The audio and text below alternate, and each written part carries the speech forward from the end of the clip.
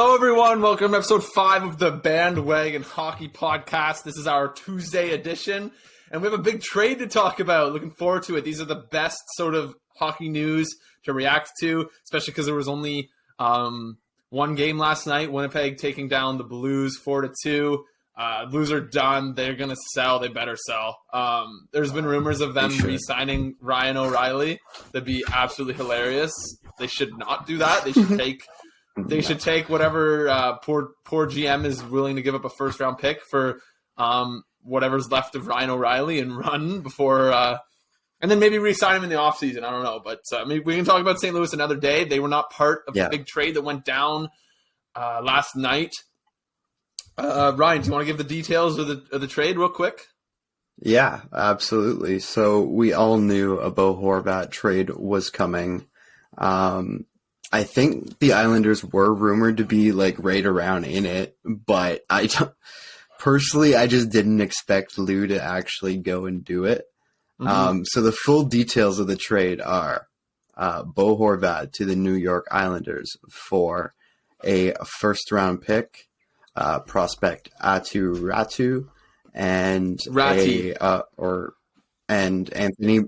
Well, it depends who you talk to because I've heard it pronounced like 3 ways today. What? So yeah, we're it's gonna a Y at the end.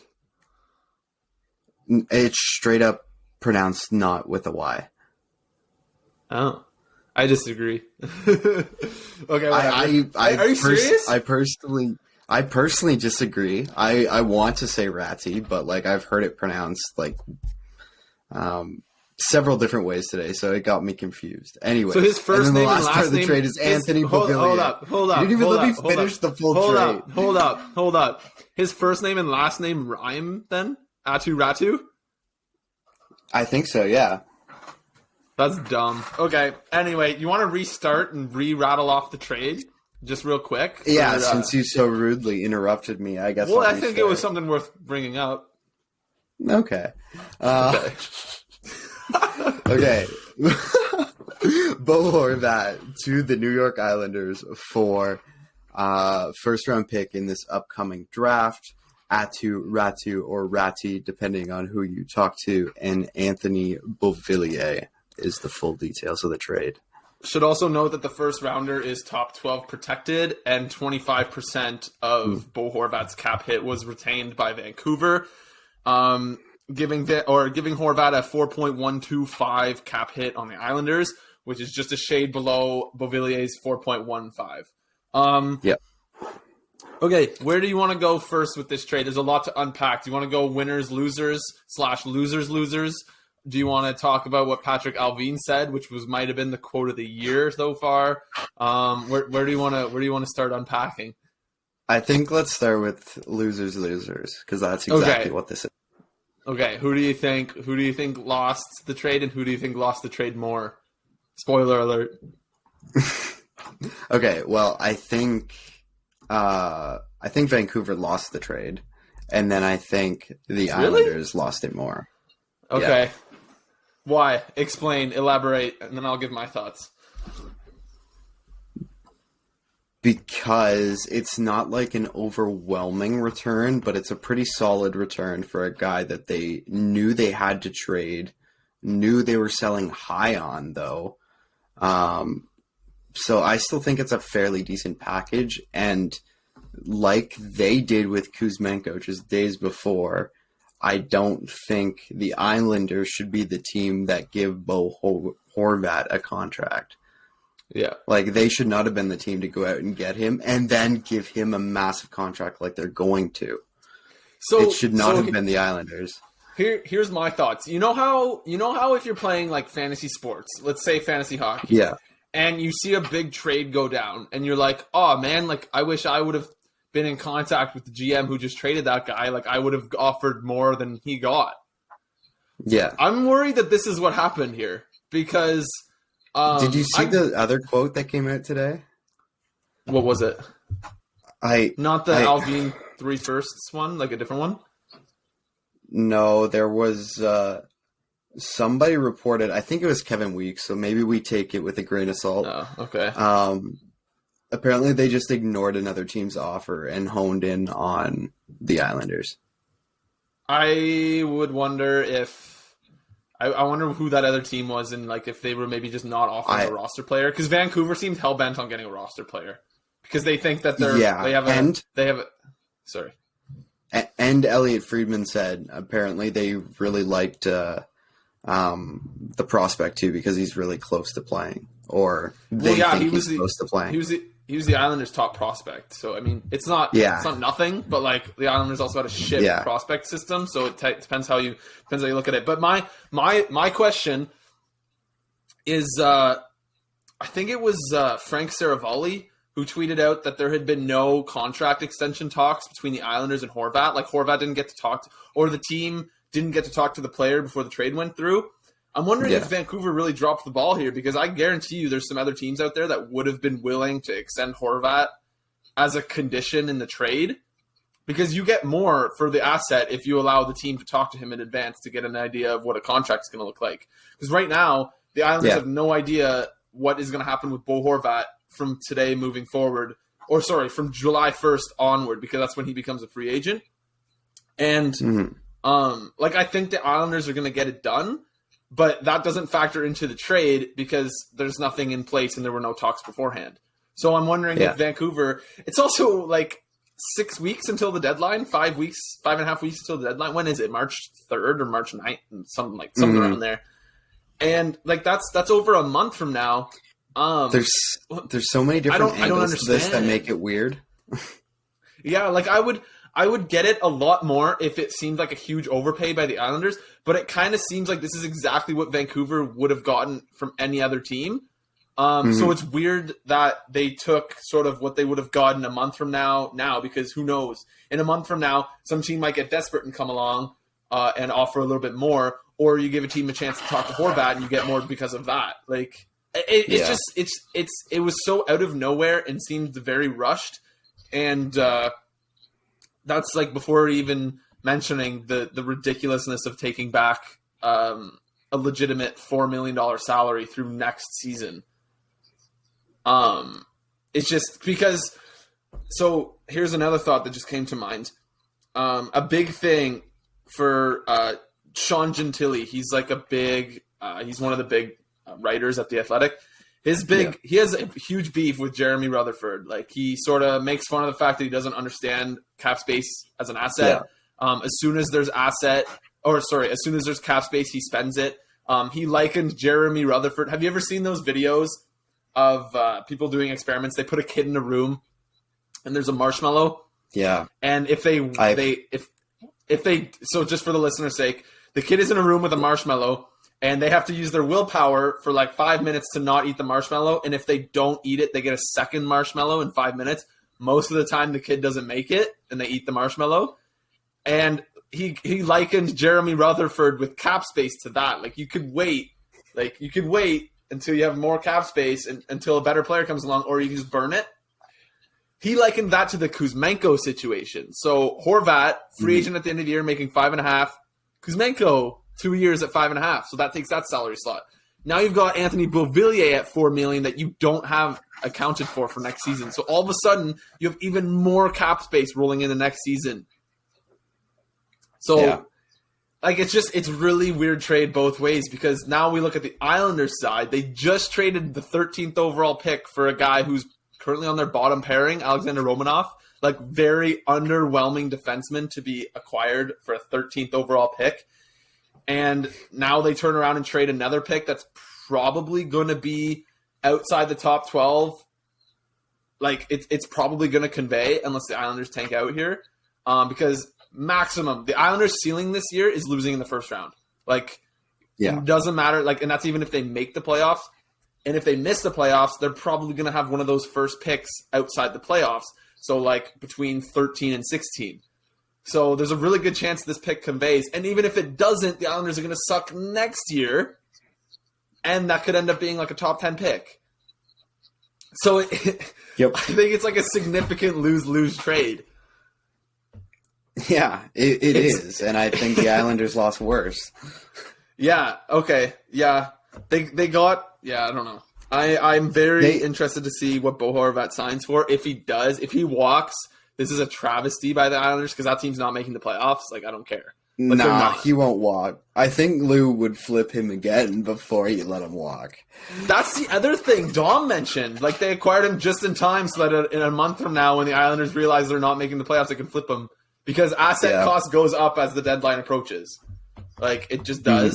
And then on deadline day, it might go down a bit depending on which team has leverage. Like, if the selling team needs to get rid of a guy, the price will go down.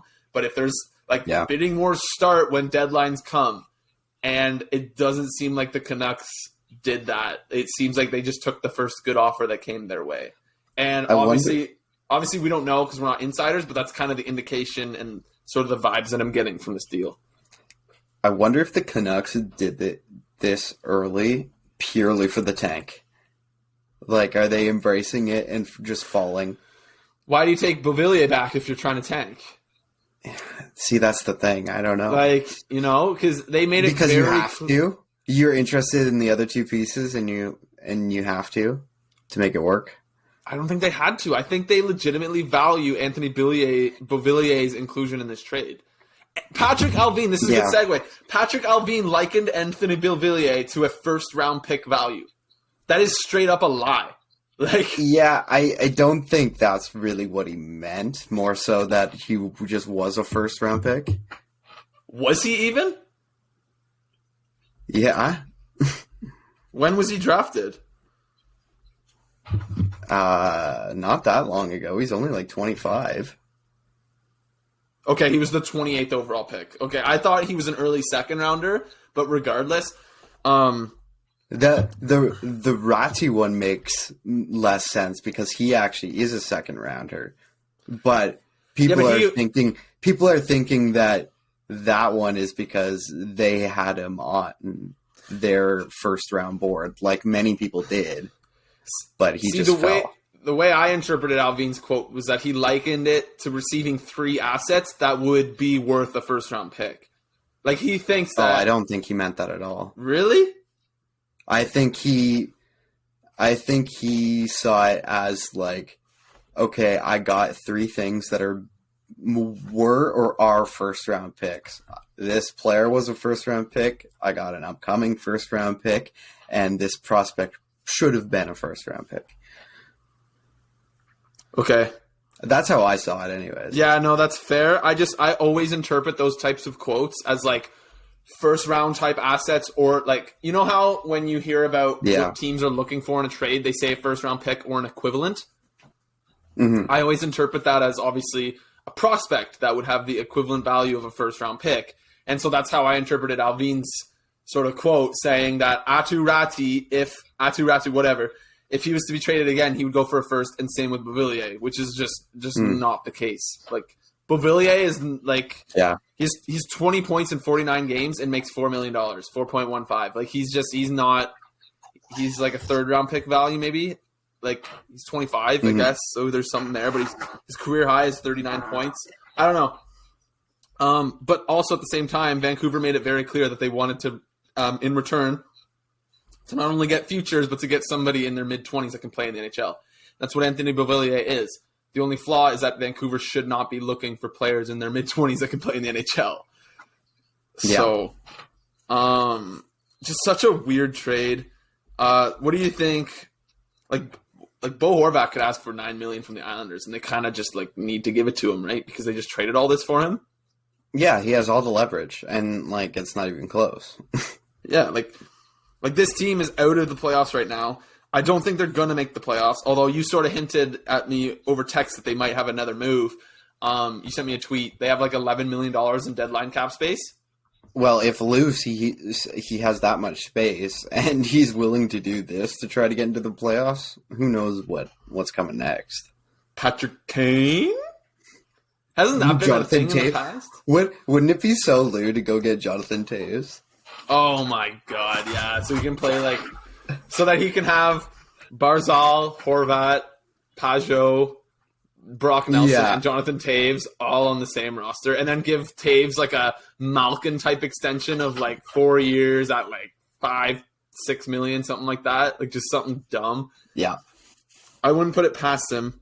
But yeah, like, I don't know. Horvat's going to be in for a monster extension. He was going to be anyway, and now he can probably just ask for a little bit more because the Islanders paid a premium for a guy. And they're not, like, I just don't see an avenue to them making the playoffs unless they go win like 10 straight games. So that's the other underrated part of this that I haven't really thought about yet until this point, is that it's another star coming to the East. Like, the East just gets stronger. It's crazy. The East is ridiculous, and the West just gets weaker. Like, and like Kane is likely coming East. Yep. What other team? Like, Brutal. like St. Louis is going to sell piece. Like Toronto is probably going to get a guy like O'Reilly. I could see the Islanders going and trading for Tarasenko now. That'd be kind of interesting. Like St. Louis is going to be selling off pieces. Nashville might. Arizona's definitely going to be. And like all the teams that are in on Chychrun seem to be Eastern Conference teams for the most part anyway. Like I guess LA, but like Buffalo. Timo Meyer linked to the Devils. Like all these guys are going to be coming to the Eastern Conference. It's going to be ridiculous. Crap. Oh my God. But don't worry, it's fine. In 2 years, Matthews is going to leave for Arizona, so it'll be okay. It'll even out. Yeah, that'll happen. I think. Yeah, I don't know. Okay, we'll talk about that a different day. Yeah, I don't. It's a joke. Oh, I think he's going to go to LA if he leaves Toronto, but I don't think he's leaving Toronto. So, probably not. But like, it's just another just guy that could come east is Demko. Yeah. Okay. So, you want to talk about this now? Like, are you happy with what we said about the trade? Yeah. Is there anything else we wanted to say about it? Oh, not really. Okay. I guess before we want to go into Demko, last thing that kind of is hilarious about this is that Horvat is still going to the All-Star game as a member of the Canucks. Oh, okay. Yeah, let's talk about this. Let's talk about the whole All-Star game thing. Let's give 5 minutes to talk about this All-Star fiasco. So Horvat was voted in to represent the Canucks in the Western Conference. And now that he's traded to the Islanders before the All-Star break, which is kind of like an uncommon thing because usually teams don't make these big rental trades this far in advance. Now you've got a Western Conference All-Star in the Eastern Conference, and all the while, Seattle, Matty Beniers is injured. He's going to miss the All-Star game. His replacement was, what's his name? Chandler Stevenson. I was going to say Lance Stevenson. It's an NBA player. Chandler Stevenson is replacing Matty Beniers. Meanwhile, Jared McCann's just like chilling there. And all the while... So let's just run through some things. The NHL decided that the Montreal Canadiens needed an All-Star representative. The NHL has decided that the Columbus Blue Jackets and the Philadelphia Flyers and the New York Islanders all needed All-Star representatives. Arizona, Chicago, Seth Jones is going to the All-Star game. You want to know who's not going to the All-Star game? William Nylander. Who else? I think... couple guys on the Carolina Hurricanes that probably should go. There's a lot of guys that were snubbed because of this stupid one player per team rule. Anaheim has a guy going to the All-Star game and it's not Trevor Zegras. Like, are we joking? Yeah. Anyway, and the NHL for whatever reason decided that Seattle, one of the best teams in the NHL and an expansion team, just doesn't get to have an All-Star, even though their guy was injured, and they actually have guys worthy of being replacements. Like, they made it such a big deal that every team has one there, and then they throw that out the window here, just to give Vegas a who was their first one going? Is it Eichel? I think it was going to be. Yeah, it's Eichel, but he's hurt too. So like. Okay, whatever. So already one team doesn't have one going, and now Horvat's gonna just go and be a fake Canuck for one more weekend. Like, how is this gonna work? But no. So the thing that's so weird is that like if you were going to have a team that you had to force an All-Star in for, it's Seattle because they're the new team. You want Seattle fans to watch the All-Star game, and they just didn't. Even though Jared McCann is on pace for 40 goals this year. Like, it would have been made so much sense. Yeah. Like, you're telling me people want to see Chandler Stevenson at the All-Star game? No. Like, go pick someone else. Like, if you'd have picked who's not going to be at the All-Star game, they should have picked, like, Zach Hyman. Like, he's got 60 points this year. You go with that instead of Chandler Stevenson. Yeah. Go choose, like, Anze Kopitar or I don't know. I don't care. But, like, anyone else. Why did you choose Chandler Stevenson? Like, Chandler Stevenson should have been representing Vegas in the first place because Eichel's under a point per game right now. So, like it's not that Stevenson's not an All-Star caliber player. It's just, what a stupid league. Like, just so dumb. So dumb. Yeah. Like, it's literally a marketing event. Send your marketable players. On your marketable teams. Like, Seattle's tops in revenue right now. And they're new. Like, this is their second year. Give them an All-Star. Especially when one's hurt. Like, so dumb. So dumb. Whatever. Okay, let's talk about Demko, and then let's wrap this up. We wanted this to be a short episode. Okay, so Demko, trade rumors. Vancouver is looking to, like, burn the house down while simultaneously bringing on Anthony Beauvillier. So Demko is being linked into trade rumors. And, like, this was a guy who had a Vezina caliber season last year. Like, he was absolutely insane. He's having an off year this year, but let's go find Thatcher. I don't know if it's so much him or, the team wanting to really blow it up and trade him, but I saw a couple quotes saying that, or indicating that he might not want to be there. Well, I don't think anybody wants to be there right now. Well, probably not. But, like, I don't think it's their preference to want to trade him at this point. Well, Demko has 3 years left after this season. So you're getting 4 playoff runs with this goalie. He's 27. He's making $5 million. Like, that guy can go for a haul. Like, if he weren't having such an off year, I guess Vancouver probably wouldn't be looking at trading him or, like, considering trading him because Vancouver would be better. But, like, in terms of value in goalies, like, this is probably one of the most valuable goalies in the league in terms of, like, trade value. And, like, a lot of fan bases are sort of clamoring for teams to, like, go try to get him. Like, I know Sens Twitter has been sort of, like, clamoring for that, and it's not going to happen. LA is a team that should be in on it, especially because LA should be all over it. Especially because of how much NHL talent LA has on their blue line that they've explicitly been willing to trade. Vancouver obviously has been looking. Like, you're telling me Sean Dursey for Thatcher Demko? Like, is that not just done? Yeah. Like, for me, that's done. Like, if I'm Vancouver, I'm taking that, and if I'm LA, I'm doing that. We look at the 3 teams that were brought up as linked to him, which are the Kings, and then the Sabres and the Penguins. I think the Kings by far make the most sense there now. Yeah. I don't think Pittsburgh has enough to get that done, and then Buffalo has so many goalies in their pipeline. I just don't think it's worth it to them.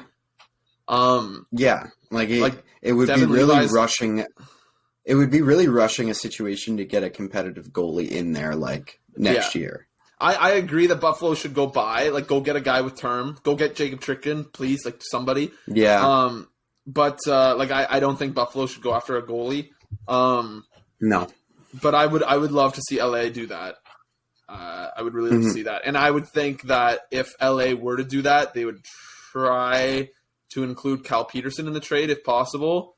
I don't know how that would work cap-wise, but Vancouver would probably want a lesser goalie in return because someone has to be in net for that team.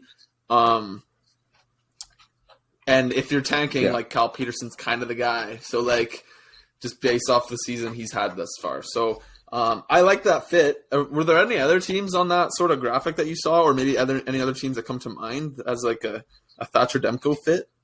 Well, the only other one that does kind of come to mind is Ottawa. Like, I have not thought about this too hard, to be honest, and that's the only reason why Ottawa's on the top of my mind.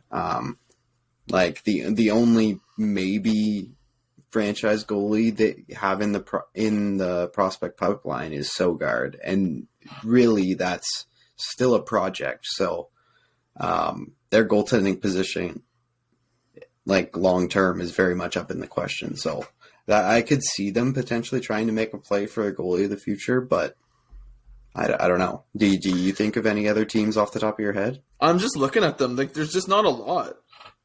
Like, obviously Pittsburgh makes sense given Jari's struggles. And actually, no, has Jari struggled or is he just hurt? No, Jari's been awesome. He's just hurt. And it's DeSmith who's struggled because he's a backup.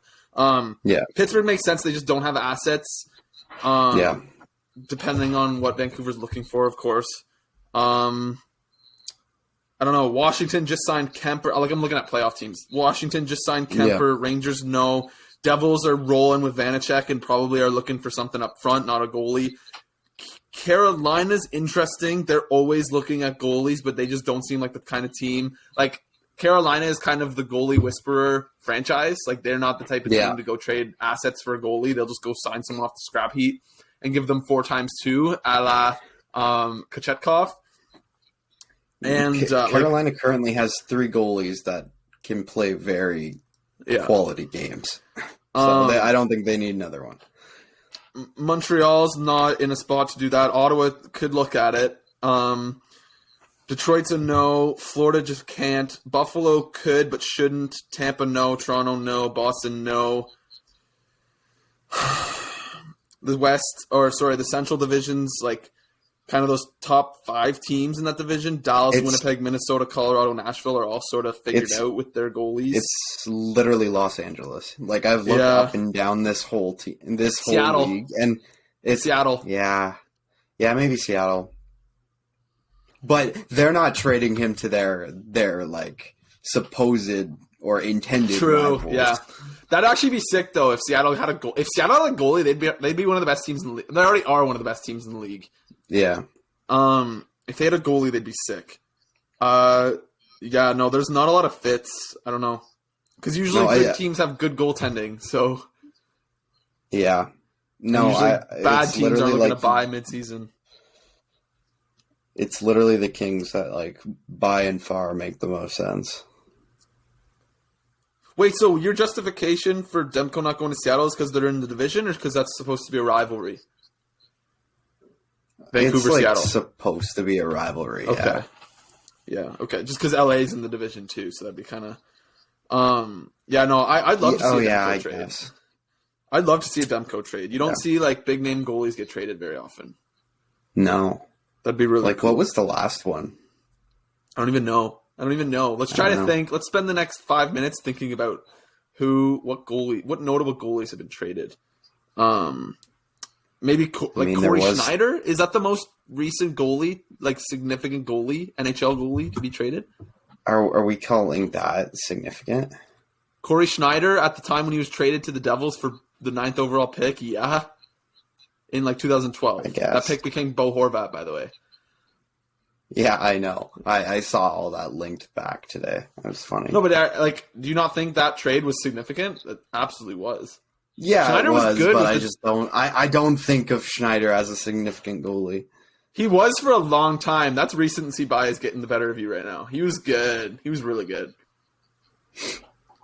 Okay, Fleury wasn't traded, so that doesn't count. No.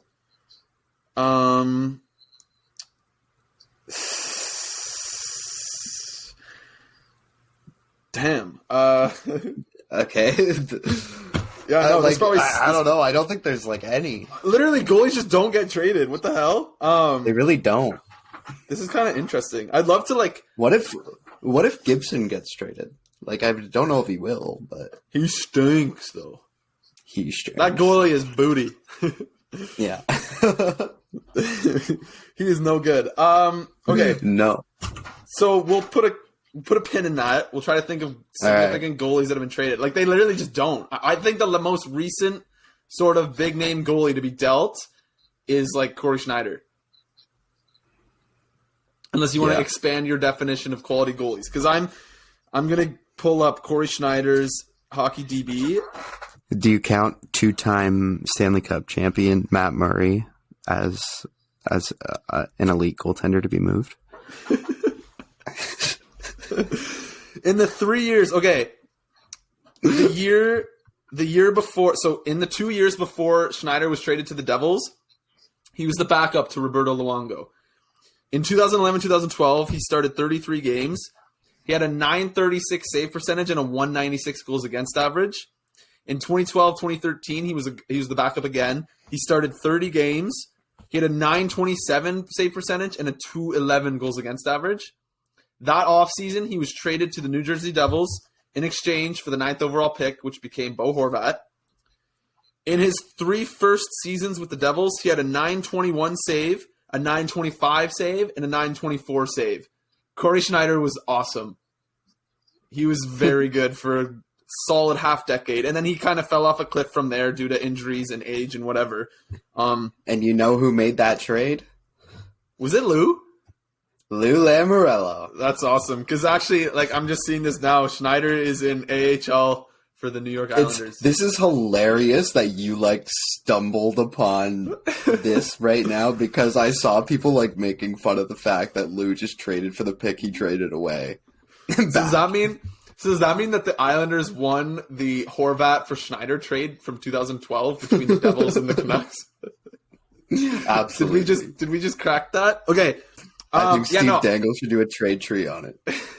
I think the last goalie to be traded of Thatcher Demko's caliber was Corey Schneider. But actually, you know what? Fair enough. We should post this and see what people think. Mm-hmm. Anywho, not many teams looking at Demko right now, probably. So of the teams that could should, Buffalo, Ottawa, Pittsburgh, LA, and Seattle. Those are the teams that could/should go after Demko. Whether or not they can is a completely different conversation that we kind of just had. All right. You got anything else, or are we ready to wrap up? We've been talking so much Canucks lately. I'm so over talking about this team, but like they're just going to keep making trades. I'm well over it, but over the next few weeks, I think we're going to see several more significant trades out of that town. Once the deadline passes, let's just never talk about the Canucks again until like the draft. Yeah, never. And then they'll win the lottery or something and draft Bedard moving from like 9th to 1st, and then we'll have to talk about them for the next 15 years. It'll be the biggest headline in hockey that Bedard's going home to Vancouver, and we'll literally never see the end of it. And then they take Mitchkov. Okay. All right. So yeah, I mean, if you don't have anything else, there's the intro. Meaning I'm gonna wrap it up. Sens versus Habs tonight. That'll do it for this 5th episode, Tuesday edition trade recap episode of the Bandwagon Hockey Podcast.